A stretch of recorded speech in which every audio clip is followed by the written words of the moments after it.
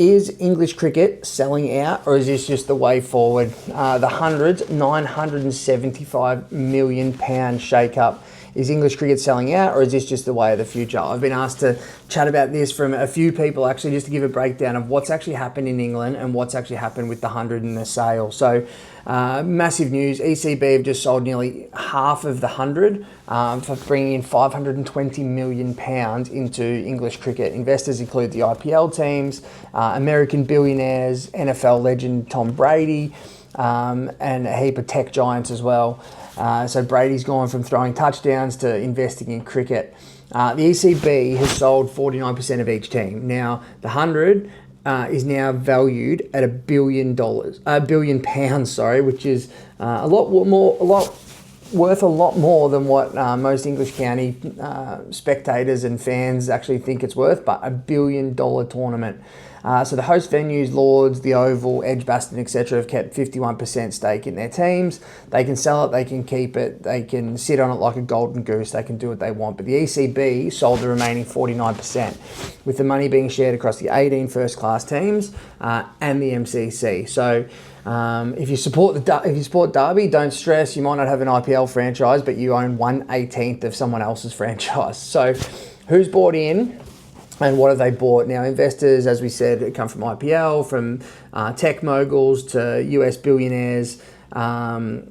It's crazy. So the London Spirit, valued at £145 million, have sold 49%. Now, they've sold to a US tech consortium, which has Google, Microsoft involved in it. Also, the Oval Invincibles, 49%. Now, they've been bought by the Ambani family. So if you know anything about cricket and you're watching that, the Ambani family own a lot. But they own the Mumbai Indians, they own MI New York, MI Cape Town.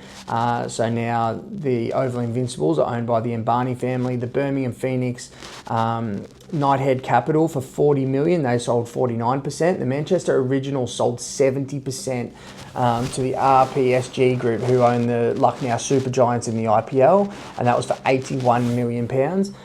This one is crazy to me. 100% of the Northern Superchargers has been sold to the Sun Group for $100 million. So 100% for $100 million, £100 million, sorry, I keep getting that wrong, to the Sun Group, which is the Sunrisers Hyderabad, now own Northern Superchargers outright. The Welsh Fire, 49%, they sold to Sanjay Govil. Now, Sanjay runs and owns the Washington Freedom in the US, another tech giant there, £40 million that was worth the Trent Rockets. 49% sold to Todd Bowley, who's Chelsea Football Club, the LA Dodgers co-owner, for $40 million, and that's another huge one. The Southern Brave, 49% to the GMR Group, which is the Delhi Capitals. They've also got the Dubai Capitals. They've got the Seattle Orcas in the Major League Cricket as well. So why does this matter? So massive financial boost, £520 million gets pumped into county cricket, grassroots and development. So if your club needs new nets, maybe reach out to one of these guys. But English cricket is set for a massive influx of money, which is going to be so exciting to see what happens. Global expansion, is this just the way that it is now? The 100 is now linked to IPL giants, US investors, billionaires, people that are seeing the weight and what things can happen in the US. It's just unbelievable. The long-term sustainability of the ECB now securing funding that's just not based on TV rights. So just so we don't end up seeing Test cricket and the West Indies with brilliant history, but they're running on fumes. There's a lot of money now being able to come in. They have sold it, and they've sold it once, and it's going to be interesting to see how it plays out, but they've got a lot of money being pumped back into cricket. Some of the concerns, really, a lot of people talking about the privatisation of cricket. Are we witnessing the IPL just taking over the world? Now, a lot of people think that this is what's happening. Australia, for instance, haven't gone down this path as yet, but it's just super fascinating to sort of see where this goes and how far it goes, the commercialisation of cricket. Are we about to see the McDonald's Phoenix, for instance, or something along the lines? The impact on county cricket's going to be interesting. With more money going into the 100, does that really diminish the county cricket season? Because they do sort of intersect, and some of the players that play in the 100 don't actually play in county cricket for some time.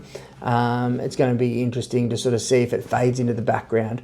The US and the IPL influence can't be overlooked. So the US getting involved in cricket, the US money, the scale that they see that this can work. A lot of US partners, a lot of US tech getting involved, and obviously the IPL influence is just massive. So it's really going to be interesting to see how the game goes, whether they stay with the 100. It's obviously called the 100. It's a 100-ball competition, but whether they go back to T20 is something that's been floated recently. Going to be super, super interesting what happens there. So English cricket just got a $520 million shot in the arm. But is it good for the game? Will this secure cricket's future?